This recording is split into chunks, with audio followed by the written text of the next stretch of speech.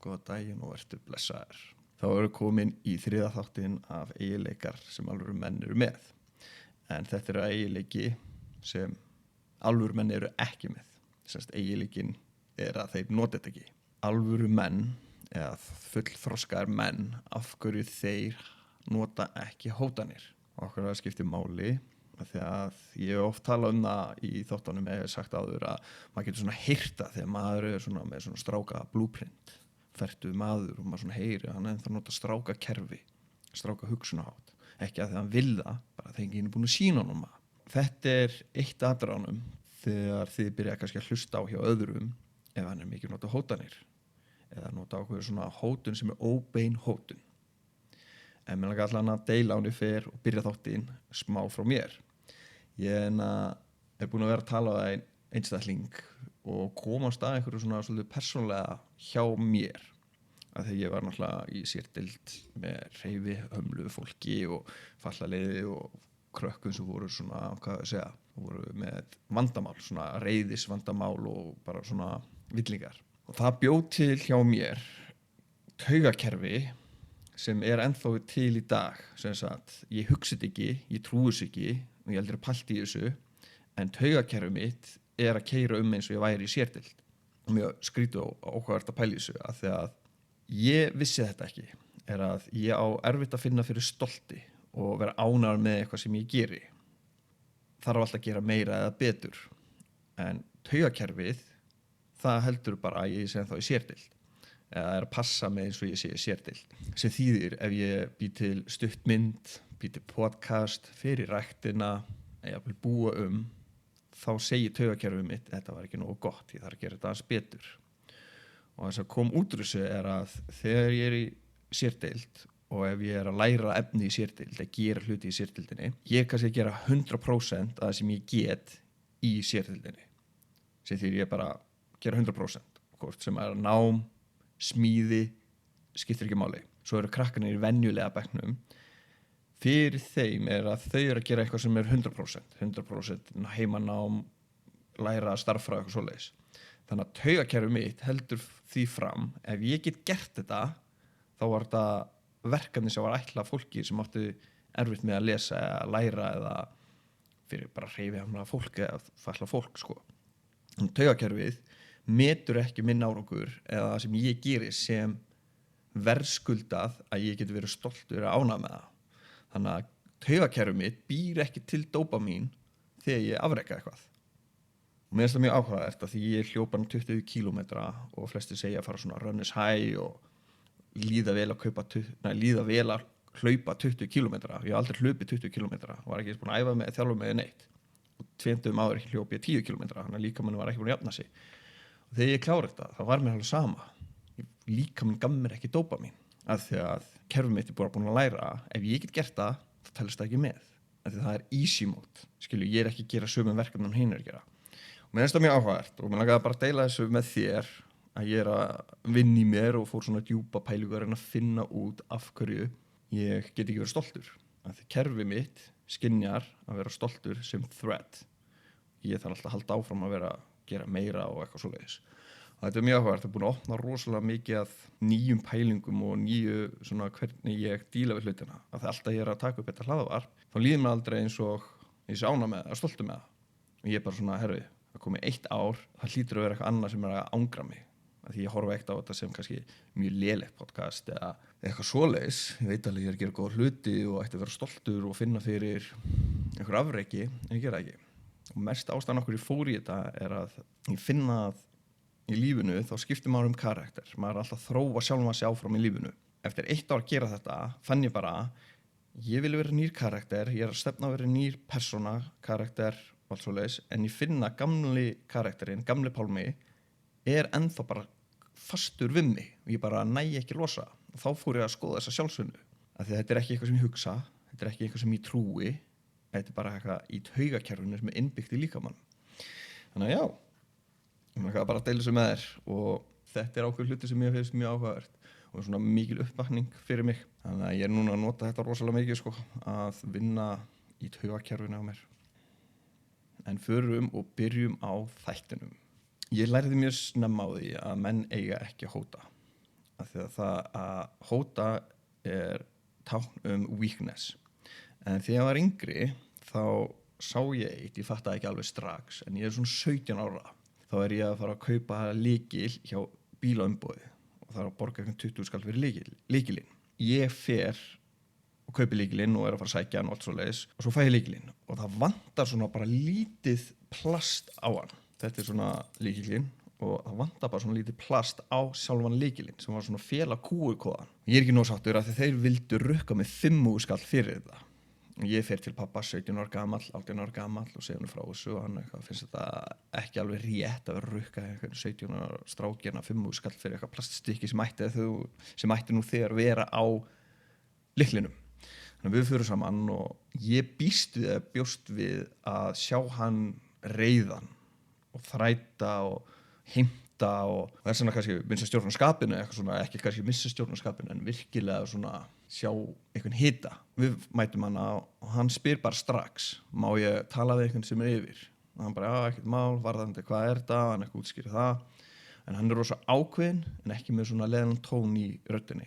Og við förum hann inn í eitthvað herbyggi. Á skrifstofu þar sem hann situr ris og stór maður, stór og mikill sko. Og við sitjumst á móti honum og pabbi tekur upp lykilinn, situr svona rólega á borðið og spyr mannin bara eitthvað, horfðu á lykilinn. Finnst þér eitthvað athyglisvert við þennan lykil? Og maður náttúrulega byrja að segja eitthvað en hann grípur fram í og hann heldur áfram. Ætlar þú að segja mér það að svona minn er að koma hérna og kaupa lykil fyrir 20 skall og þið ætlar svo rukkan sér fyrir eitthvað plaststykki sem á nú þegar vera á lyklinum fyrir 5 skall. Finnst þér þetta rétt? Er þetta eitthvað sem þið eru að vinna með? Man ekki alveg hvað að segja, en eitthvað svona, þess áttina. Og maðurinn verður svona styrfur og ég sé á hann er svona reiður og hann að segja eitthvað. En að því pabbi var rólegur og nótabenni. Pabbi er langt frá að vera fullkominn maður. Hann var sína galla, sína djöfla, óvirk alkohólisti. Þetta er svona aðstæða sem ég sá, já, en allavega. Og það er ein setning sem hann sagði sem bara situr í mér og maðurinn bara fílaði ekki að heyra þessa setningu sko. Og hann segir mér ætlið þið að segja mér það að ég ætla að koma hérna og ég er að kaupa með bíl og ég þarf síðan að kaupa húddið sér á bílnum. Ertu að sjá hvað þetta er ekki að virka? Sagði eitthvað svona átt hérna. Og gæinn bara var svo reiður en gat ekki gert neitt. Því hann var svo rólegur, slakur, hann hótaði ekki, hann heimtaði ekki neitt. Hann var ekki að segja að þetta var óréttlæti eða neitt svoleiðis. Hann var bara að benda á staðreyndir sem voru. Ég bjóst við að myndi eitthvað svona hitna en það skeði ekki. Af því að ef ég hugsa út í þetta, ef hann hefði verið að hóta, ef hann hefði mist stjórn á tökunum sínum með að vera með rosalega mikið tón, þá hefur maðurinn haft allan réttinn til þess að bara henda hann út. Bara, herru, ég ætla að henda út. En maðurinn gat ekki gert það. Af því að hann var rólegur, slakur, með ákveðin nærveru sem bara pressa á mannin án þess að vera eitthvað. Ég sá bara styrkin í að vera rólegur. Af því ég sá líka hvað maðurinn fannst þetta óþægilegt og hvað hann var reiður og hvað hann langaði svona hann bara gat það ekki. Af því að ég veit að ég fer að rífast eitthvað og ég hækka á róminn og ég segi eitthvað ljóta hluti eða hóta eða segja eitthvað svona, þá mun manneskjan líka gera það. Þannig að eitt svona án ég held áfram að hvernig þú getur unnið alla samræður þó þessu rétt eða rámt fyrir en ég vil þá vinna maður að ef þú nær að vera rólegur og yfirvegaður og hinn manneskjan missir stjórn á sér, hækkar róminn og segir eitthvað hluti. Automatík næstu í alltaf vinnur þú samræðunar. Því manneskjan missir stjórn á sér og við vitum að sjálfur þegar við missum stjórn á okkur, deginum eftir bara shit, ég sagði hluti sem ég átti ekki að segja. Þetta er ákveðin eiginleiki sem við þurfum að læra. Og af hverju þessi saga skiptir mér svona miklu máli er að það í augnablikinu þá sá ég bara hvað svona karlmennska er.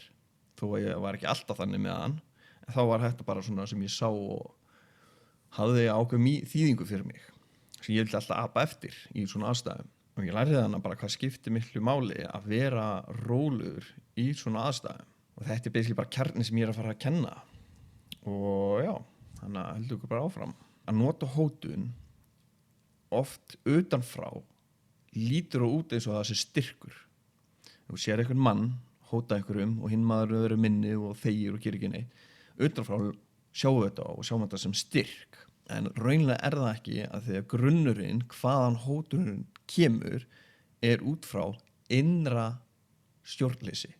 Þannig að þú nærð ekki að ná tökum á innri heiminum þínum og að þú nærð ekki stjórna honum, þá þurfum við að reyna að stjórna ytri heiminum. Og þá koma hótanir út, að við verum að missa tökin. Þess vegna líka hótu við bara þegar við verum reiðir og ósáttir eða særðir eða verum hræddir. Þegar menn vera hræddir, þá vera reiðir. Og hótun er bara tilraun. Nótabenni, það er tilraun að stjórna utankomandi þáttum fyrir utan okkar innri heim.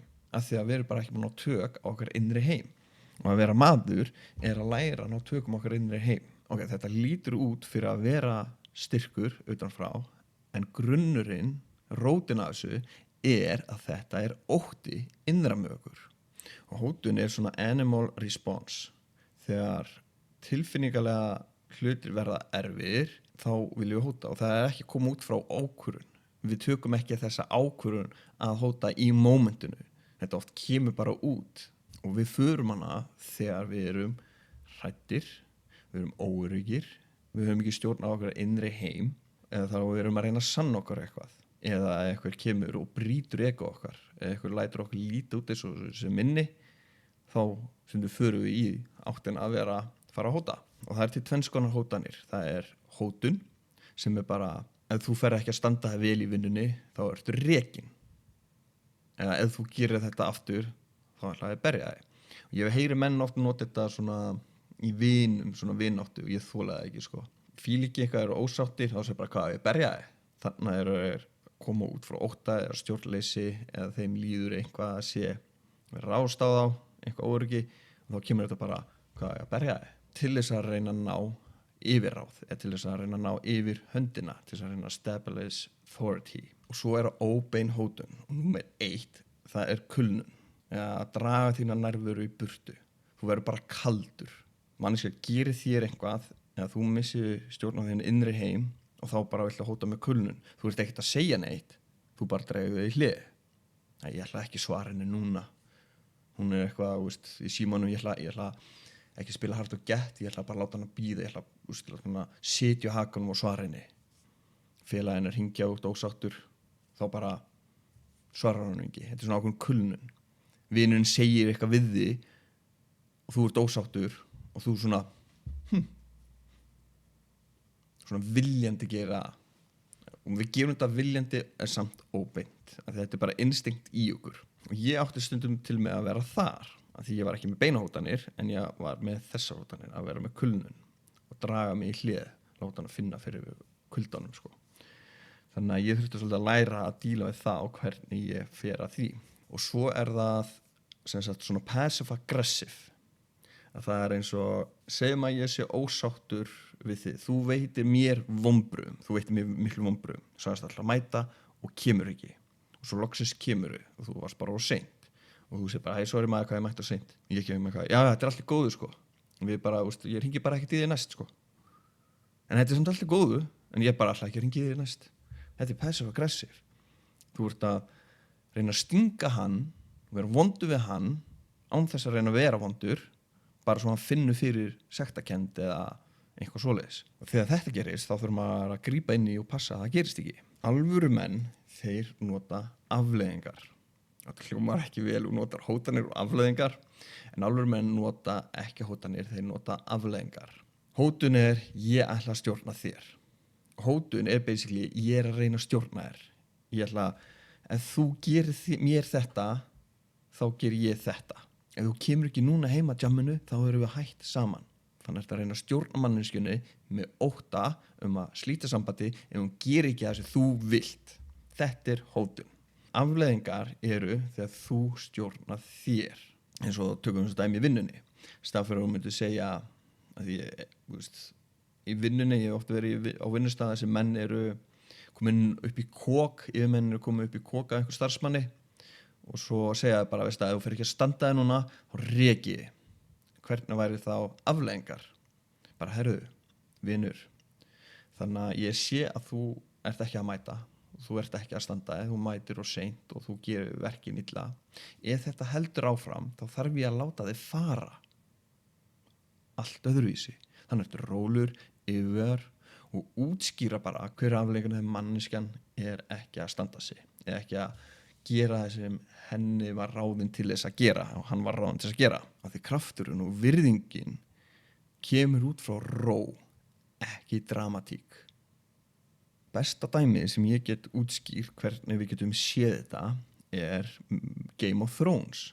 Joffrey, sem var konungur, alltaf þegar hann var að missa stjórn eða fólk hlustar ekki á sig, hvað gerði hann? Þá var hann reiður, komið skítuköst og reyndi að hóta.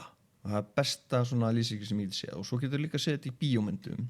Vondikallinn, hann segir alltaf hvað hann ætla að gera. Hann að segja hvernig hann ætla að taka yfir heiminum, hann ætla að segja hvað hann að fara að gera, mjög rólur og yfirvegar. Og svo þegar myndin að vera búin og hann finnur að hann að tapa, hann að missa stjórnina, þá fyrir hann að hóta.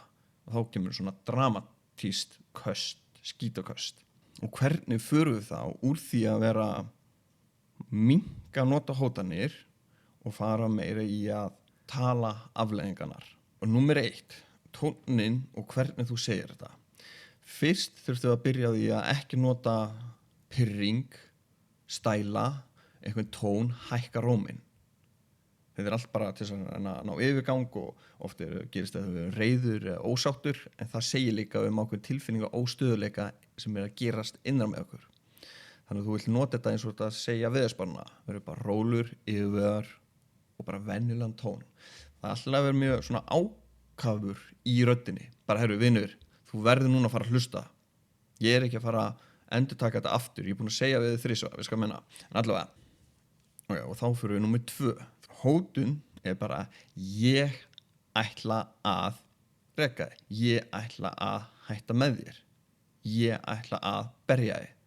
Ég ætla að hætta að tala við þig. Ef þú gerir ekki þetta, þá ger ég hitt. Þannig svona beinhótun. En í staðinn viltu lýsa afleiðingunum.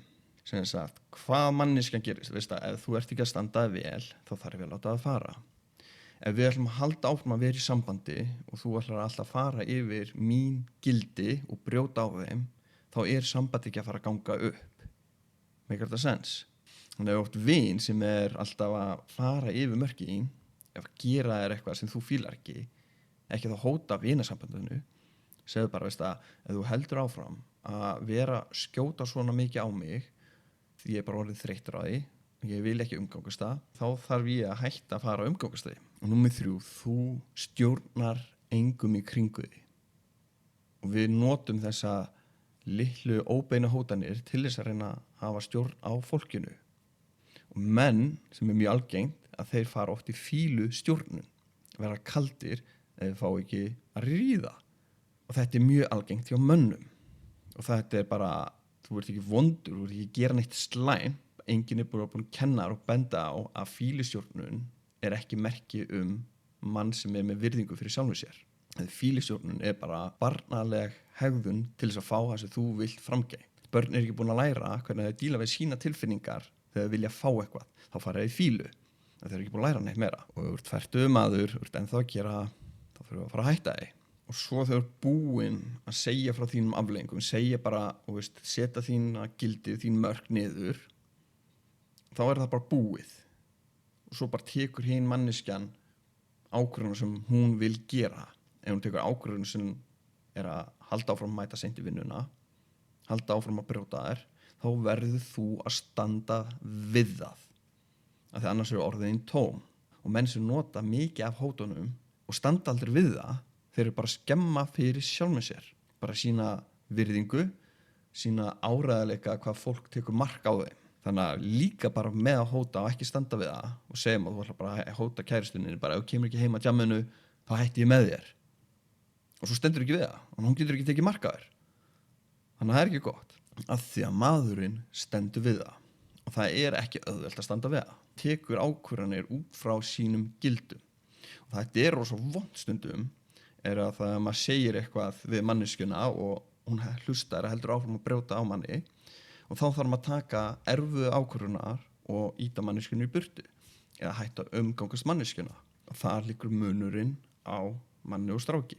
Það sem ég lærði ekki nota beinahótanir og að nota svona kulnun og að vera svona passive-aggressive. Ef einhver segir eitthvað sem særir mig og ég nota svona passive-aggressive að vera svona, ég er ekki að skjóta á hann en ég segi eitthvað leiðilegt komment tilbaka, ég bara sleppi, ég tek eftir í þegar mér langar að gera og það gerist yfirleitt þegar maður er ósáttur, reiður, hræddur, viðkvæmur. Þegar þetta kemur upp þá þarf það bara ekki gera það. Og ég meina sögu af því að ég vissi ekki ég var að gera þetta. Nei, ég vissi ég væri að gera þetta en ég horf alltaf sjálf á mig, ok, ég ætla ekki nota hótanir af því að ef fólk sér mig nota hótanir það þýðir að ég er weak man. Þannig að það fólk sér að ég sé weak man þannig að ég slepp að nota hótanir. Ég er bara að komast undan því. Menn gera það ekki, þannig ég gera það ekki. En ég var með kulnun. Ég vissi ekki að það væri partur af þessu. Ég var ekki búin að læra. Þegar ég var yngri kulnun, svona dró mig í hlið, gefa þér kalda öxl, ekki tala við, ekki svara þér. Ég skal láta þið finna fyrir sársauka. Og ég var í sambandi með þessari stelpu sem elskaði mig út af lífinu og vildi ekkert meira en bara mér myndi líða vel og verið sáttur. Vildi mér bara alltaf besta. Ótrúlega góð stelpa og allt svoleiðis. Og við erum að fara í hagkaup og við verum eitthvað ósátt út í hvort annað. Þannig að hún segir við mig og hún ætla bara að labba heim. Og ég bara, ok, ekkert mál. Og þá ætla ég að vera kaldur. Og hún byrjar að labba heim frá hagkaup og ég fyrir út í bílinn. Og hún er að labba yfir gangstéttina á svona ljósum og ég er að keyra fram hjá henni. Vitandi það hvað ég er að gera og hvað þetta mun særa og vera vondur að þetta er mín þá tegunda hótun, var að ég ætla ekki að horfa á hana. Ég ætla bara að vera kaldur og ég ætla bara að keyra fram hjá henni og ekki láta eins og ég sjá hana. Hún sagði mig á nokkrum árum seinna að þetta er eitt af vondasta augnablikinu sem hún hefur lent í. En ég fannst þetta svo sárt að sjá mig hversu kaldur og ég gat verið. Þetta særði hana svo mikið og henni fannst þetta svo vond að því hún var örugglega að vonast eftir ég myndi bara stoppa, koma til hennar og reyna að vinna vandamálinu og svona. En í dag særi þetta með ennþá í dag að ég skulle vera maðurinn sem gerði henni þetta vitandi það að þetta myndi særa og það er vond og það er sárt að þurfa að lifa með svona hlutum. Og núna í dag nota ég ekki þessa þögn sem vopn. Ég bara sleppi að nota það. Því ég kýs að ekki vera maðurinn sem gerir þessa hluti. Ég á mínu borði er góðu maður, er maður sem er capable of að gera vonda hluti en kýs að gera góða hluti. Það er góðu maður. Ég veit að ég get sín kulnun og sært manneskjuna en ég kýs ekki að gera það. Þó að mér líður illa, þó að minn innri heimur sé ekki í lagi. Og það getur erfitt, sérstaklega aðstæðum sem maður líður eins og maður hefur ekki stjórn. Maður er að missa tökin á öllu.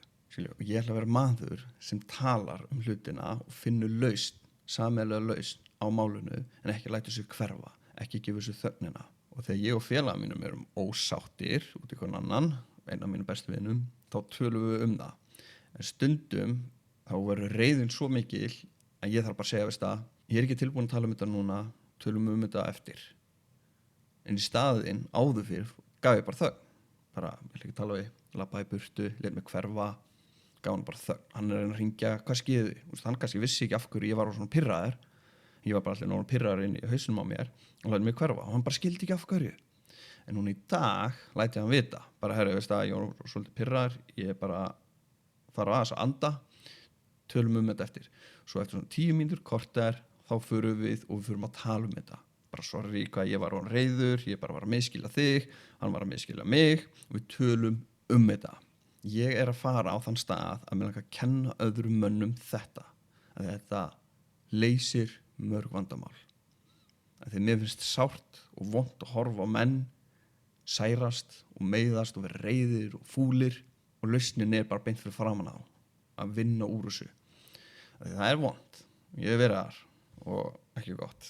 Og það sem ég geri núna í dag, að því daginn var ég og félagamenn, við erum að gera upp hús saman og það er fólkana og við erum ekki að tala hvernig er best að gera einn hlut og ég verð svo pirraður, ég er svo reiður að því mér líður að hann er að tala mig niður, hann er að gera lítið úr mér fyrir framan hérna og ég verð svo reiður og ég er bara mála gluggan og ég er bara öskureiður sko. Hann síðan sér að ég er orðinn svona reiður, hann bara shit, ok, hvað ger ég? Og svo fer fólkið og ég ger ekki neitt. Þannig að staðan fyrir að labba í burtu, staðan fyrir að hóta hann með eitthvað eða ráðast á hann, þá náði ég að vera rólur og yfirvegaður. Fólki fór og þá fóru að tala hlutina. Náttúrulega hann var ekkert að reyna draga mig niður eða skjóta mig niður eða vera leiðilegur að reyna að pirra mig og við vorum báðir bara miskilja hvern annan, þannig að við bara tölum það. Ef ég þarf að labba í burtu frá aðstæðum og segja bara, veistu, herru, ég ætla að taka 10 mínútur pásu, tala við eftir smá. Herru, ég var pirrar, leið mér aðeins að kæla mig niður, ég kem síðan og tala. Ég labba ekki í burtu og ég nota ekki kuldan til þess að reyna að stjórna fólki eða hóta því að nota kuldan. Þetta breytti mér úr manni sem var með dramatískur yfir í mjög rólegan mann með góða nærveru sem fólk treystir þó að hlutinu fara úrskeiðis. Þó að ég er reiður og pirraður. Þannig að heimavinnan hjá þér er að vera meðvitaður þegar þetta byrjar að koma upp. Í aðstæðum sem þér finnst þú ekki vera kannski með stjórnina og vera meðvitaður þetta og það er fyrsta skrefið. Og þá getur maður svona, ok, herru, ég ætla ekki að nota þetta sem hótun, ég ætla bara að segja hvernig mér líður og segja hver vera afleiðingarnar ef þetta heldur áfram. Og það sem ég langar að segja að lokum, hættiði að nota þessa setningu við kærustunni ykkar. Ef þú kemur ekki heima djamminu, þá er ég hættu með þér. Ef þú ert að hóta sambandsslitum, þá ert að setja hana í vonda aðstæður. Bara hvernig heldur manneskjan líður þegar þú ert alltaf að hóta sambandsslitum? Það er bara ekki rétt og þú ert betri en þetta.